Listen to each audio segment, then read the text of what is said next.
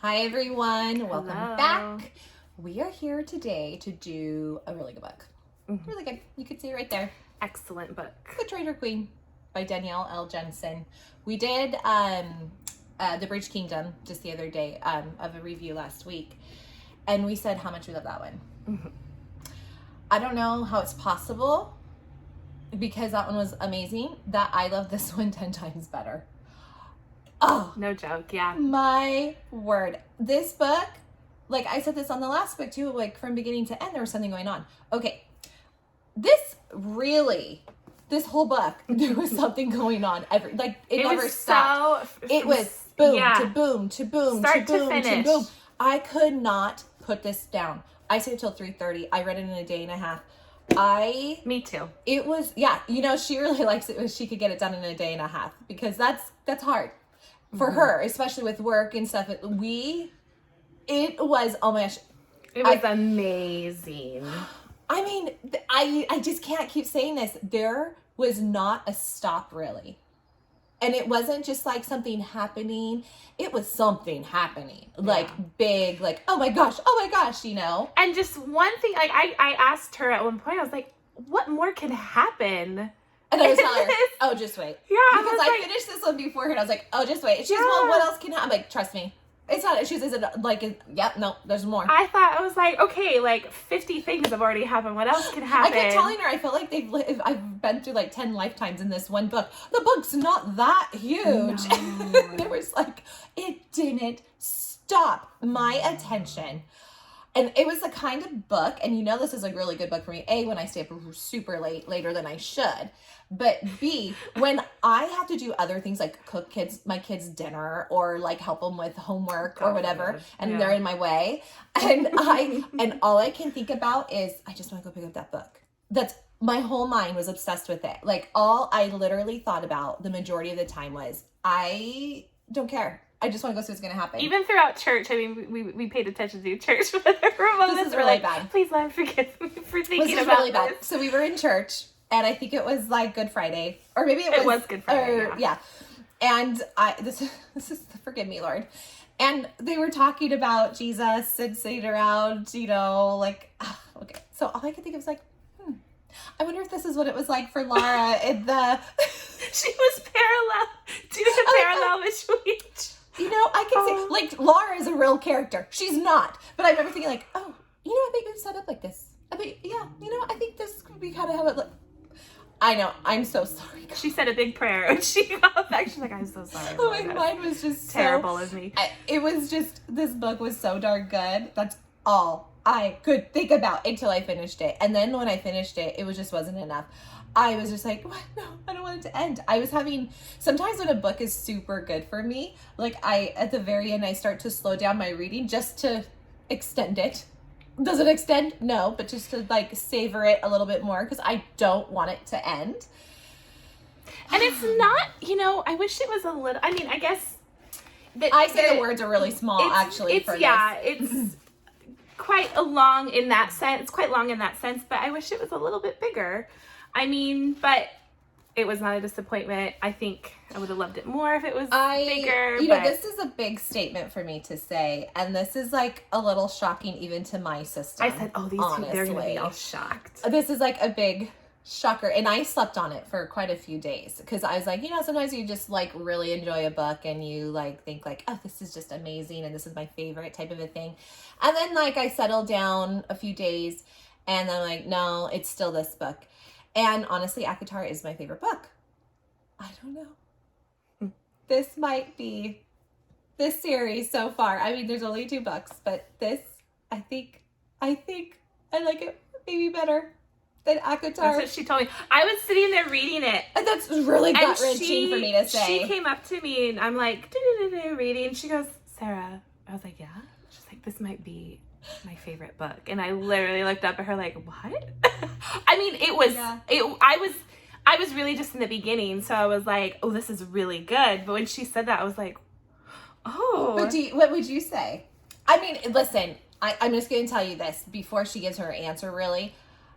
ACOTAR is not far behind. It is like, they're really close. But I just feel like, okay, what is your answer? And then I'll I would have to probably agree. I know. How is that? You guys, I didn't think that was possible either. We are the biggest ACOTAR fans, and I still am. Like, trust me, that book is still. I never thought there would come a day. I really didn't. I don't know. I don't know if people have. I think because it was so different. Or two, it might just be on equal level playing. It would be really, yeah. Like I would say, it would be like almost equal. They are so different from ACOTAR to this. Like it's nothing like at all. Like it's totally different. There's no fae. There's no. It's very more. There's no magic. It's very more realistic type fantasy. There's elements in there. You know that she can fight the world. What she could do and all that. But for the most part, it's very just your typical girl. And I think I really like that. Not just that, but I liked the angst between the relationship. It was not a perfect relationship. It was not where, you know, a lot of ACOTAR, and I know you have said this a lot, that it can almost be too perfect and you would like to see the mix up be a little bit there, which I mean, I can get that. And I can agree, even though like I love Feyre and I love Reese and, you know, all of my characters, but I see what you're saying where it was not perfect. It was not like the forgiveness was not easy. And I liked that. The other thing, what I think Danielle did, what was really good for me is, and that made me, it was like reading a book all over again in this sense. When we read the first book, you know, that buildup of the sexual tension and like everything that we love, and then they finally get together and you're like, yes, and you just, you know, love it. It started over in the second book. It was not like they were just fine and like, yeah, they might, you know, like, you know, have their little spats and stuff, but normally it's just like, and sometimes it can be not boring, but like that build up, typical that build up is story, so fun for me. And what I would say is because you have to read the Bridge Kingdom first, and I'm assuming if you're watching this review, you've read that, but because it didn't end well with Laura and Aaron, the build up had to start over. It was not, I mean, they needed forgiveness. They needed to, like, it was not easy. And Lara had to work for that forgiveness. And the angst, this time, it was like more of this like aggressive sexual buildup, more because there was madness involved and they're not, you know, the anger and the mistrust and the hurt, that it was so good. So I felt like it was like going through these two characters again where you had to the build up again. And I loved that. Loved that. Yeah. And it was so good. And and this is the other thing. It just was boom to boom to boom to boom to boom. Like there was so much going on. Yeah. So much. And I was like, and you know what I think what we appreciated a new style of, it wasn't your typical like I'm in love with you right away type of love, you know. It was just like a gradual like, okay, like I'm falling, you know. Obviously you read the Bridge Kingdom, it was a arranged marriage, and there wasn't like there was a oh she's beautiful, oh he is handsome, you know. I didn't they definitely expect noticed that, yeah, but it wasn't like fall into bed or to, you know, absolutely, oh I love him, you know. There was fighting, there was all this, so like she said, angst, and I don't know, it was just different. Don't get me wrong, we love all our other books that, you know, all the other ones, we're reading Blood and Ash, we love those, you know, everything, but this was just different, and we really enjoyed. I mean, and I know not everyone's opinion are the same, but this to me was just beyond, and I just loved. I even said when she said that to me, I was like, no, there's no way. I'm like, but you know, and then I tell her, let me sleep on it a couple of nights because it might change. And then I'm reading it more, and I'm like, did she put this in my head so I'm gonna feel the same way? Like, but I really like thinking about it. I was like, I actually agree with her on this one. But I think for me, maybe I would probably go back and say it was probably on equal level playing field. They're two different stories. Okay, it's a hard statement to say because it is two completely different stories. It is not even close. Nothing is the same, except for Aaron Hall is, you know, a secret little island that no one knows about, kind of like how they do with in ACOTAR, and that would be, if anything, the same, and that's like barely anything.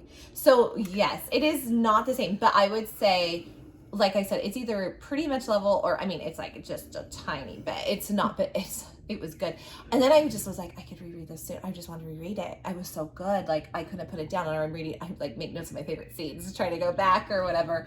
I had a hard time separating myself from it to move on to the next book, because I was like, I just loved it so much. Yeah. It was fantastic. It will definitely be on your shelf forever. Love it. Love it. I'll read it again and again and again. You guys need to definitely read it. If I could have given it 10 out of 10, I would have.